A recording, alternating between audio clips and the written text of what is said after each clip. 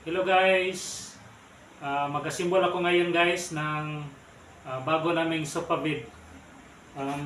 Ito yung sofa bed namin guys na hindi pa na-assemble.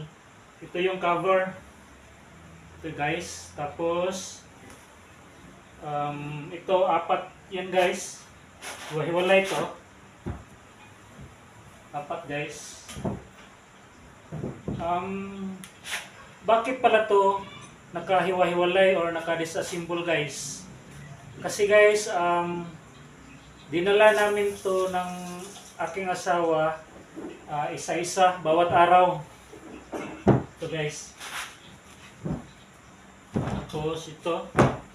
Bawat araw guys kasi nahirapan kasi kami kung dadalhin to ng buo. Kung service namin is motor lang. Kaya inisa-isa naming sinakay ito bawat araw galing namin sa trabaho. Pag uwi namin, magdala kami ng isa guys. Tapos kinabukasan naman isa. Hanggang nabuo to guys. Ipapakita ko sa inyo ngayon guys kung paano to i-assemble. Tara! Samahan niyo ako sa pag-assemble nito guys.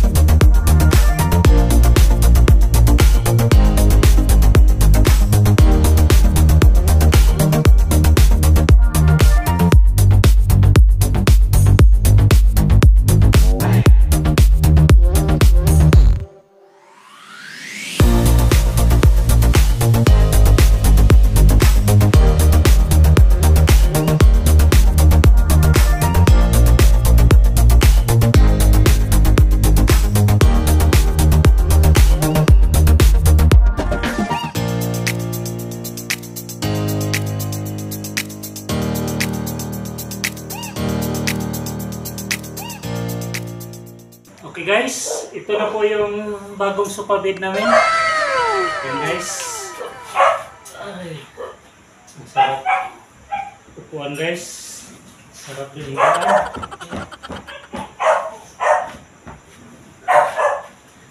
Gusto ko lang po magpasalamat sa buting taong nagbigay nito guys.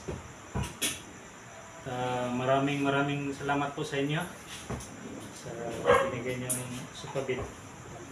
Guys, bagong sofa bed namin to.